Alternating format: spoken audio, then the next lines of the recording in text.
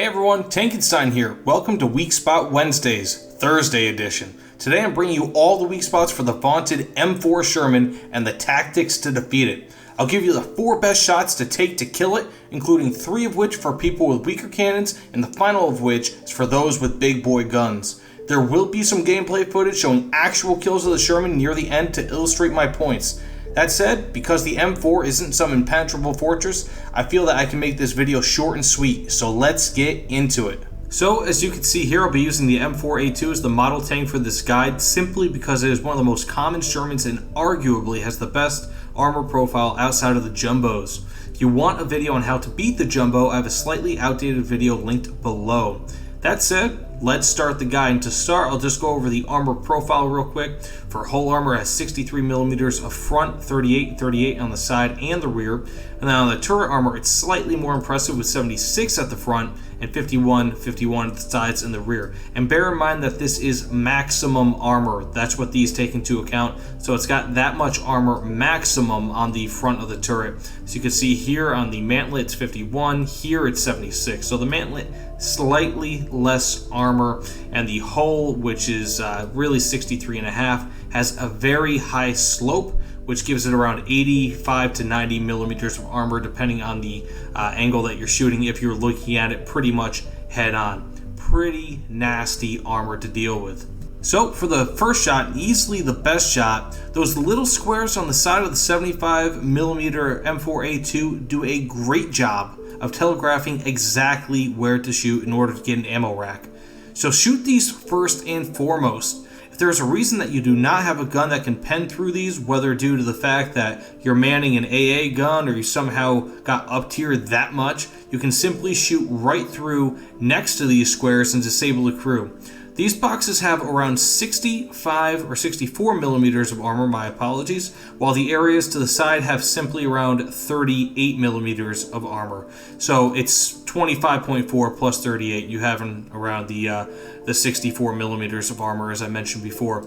As you can see right here, right behind armor box 1 right here, you have ammo. Behind armor box 2, you have ammo, and on the other side, much the same, you have ammo. Shoot those spots. Now, shooting those little side squares is kind of like getting into a boss fight in a game that makes it really obvious where the weak spots are, so use that logic here.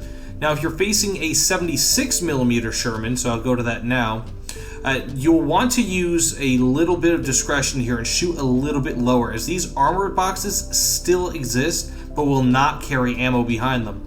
So as you can see here, armor box, no ammo. And the ammo is right down there. So you're going to want to shoot the side of the tank, either right in front of the rear box on the right side, and you can ammo rack it right there, or right behind the front box on the left side, which there's only one of those, and you can ammo rack it there.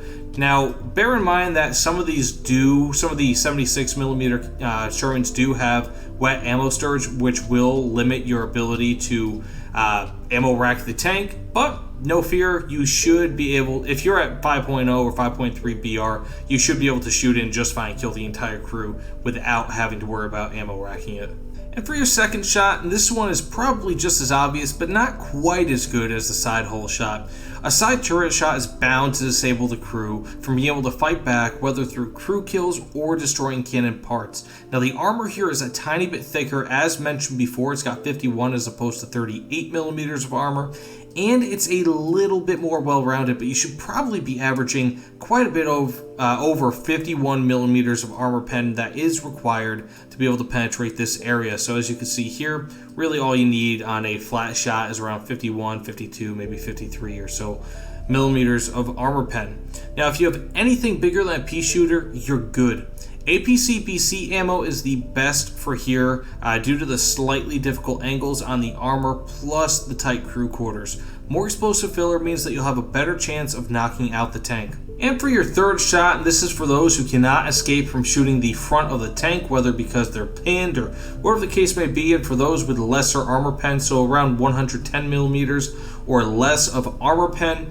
If you do not have, again, a truly high pen cannon, shoot the turret face, specifically where the mantlet is. If you aim for just above the cannon, you might get a pen where you can destroy the cannon breach and possibly kill/injure the turret crew. Now this is a tough shot because of how small of an area that is to shoot, but it can be well worth it if you can't pen the front of the hull or if it's your only visible shot. And I'll just show you right here. I'll just use a common M4 round right here for the 75mm just to illustrate what type of shot this is.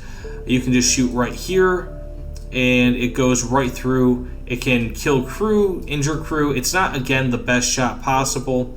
And it really depends exactly where you shoot, as the damage could vary millimeter by millimeter.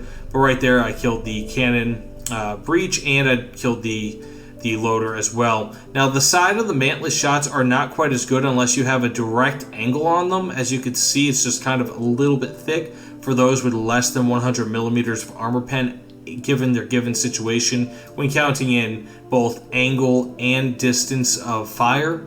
So again, just bear in mind, try to shoot the mantlet above it, below it as well is also a reasonable shot, and possibly could do more damage, as I just showed you there. So really, above and below the cannon, those are more or less going to be where you want to shoot, but there are a few assorted shots to the left and to the right of the cannon as well that can do quite a bit of damage. So if you happen to face the 76mm variant of the M4, you should probably have sufficient armor pen at this point, but even if you're still around 100mm of armor pen, or really around 110 plus, you can reliably shoot through the front of the turret mantlet, possibly even more easily than on the standard 75mm Sherman. So as you can see here, there's a lot of weird angles, some thickness here. It could ricochet, so on and so forth off of this. You have an 89mm piece of armor plate right below, then you have the mantlet right there, and then you have some random piece of thin armor right here. So it's not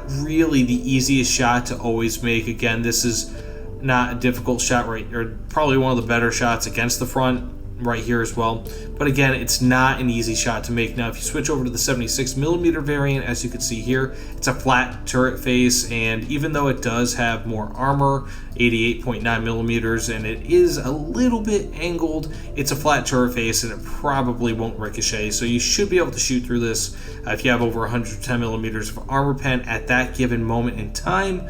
You should be able to shoot through it with some reliability.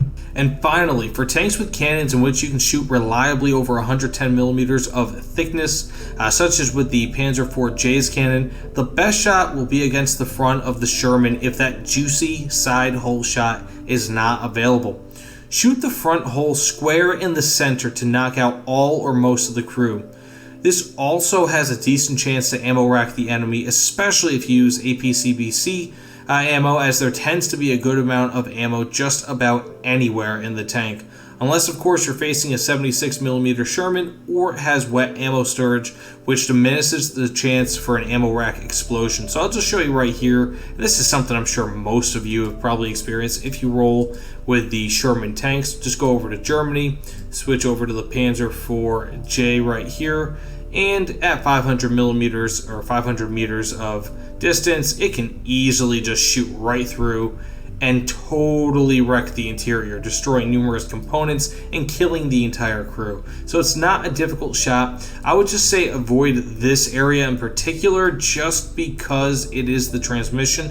And if you do have a lesser gun, let's say if you have something equivalent to the Sherman right here and you're not feeling like you can shoot through it, I'm not sure if volumetric shells have this taken into account yet, but you can shoot through this little flat area on the front and possibly destroy the entire crew. Wouldn't necessarily recommend it unless it's like the shot you have to take, but it is a relatively weak spot. And, heck, if you can, shoot through the front just above where the transmission is, and you can do a heck of a lot of damage there as well. Now, for tactics on how to kill the Sherman, it's quite simple.